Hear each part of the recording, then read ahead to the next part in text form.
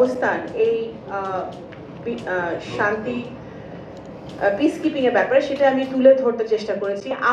আমার ব্যক্তিগত ফিলিংস আমি একটু বলতে, এখানে অনেকে বক্তব্য বলেছেন যে আমাদের সেনাবাহিনী সদস্যরা যে ভূমিকা রাখেন, আমি যা দেখেছি আফ্রিকার দেশগুলোতে গিয়ে বিভিন্ন কনফারেন্সে, আমার কাছে মনে হয়েছে যে আমরা বাংলাদেশিরা সেটা উপলব্ধি করি না।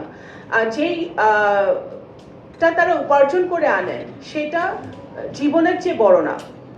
ওনারা জীবন বাজি রেখে এবং ওনাদের পরিবারদেরকেও আমি আজকে স্মরণ করতে চাই যে প্রত্যেকটা ফ্যামিলি তাদের পরিবারের সদস্যকে, তাদের বাবাকে, তাদের স্বামীকে, তাদের ভাইকে পাঠিয়ে দিচ্ছেন যে তারা ফেরত আসবে নাকি সেটা তারা জানেন না। সেটা সেই দেশপ্রেম থেকে, সেই বাংলাদেশের প্রতি সেই ভালোবাসা থেকে কিন্তু তারা এই কাজটি করে যাচ্ছেন।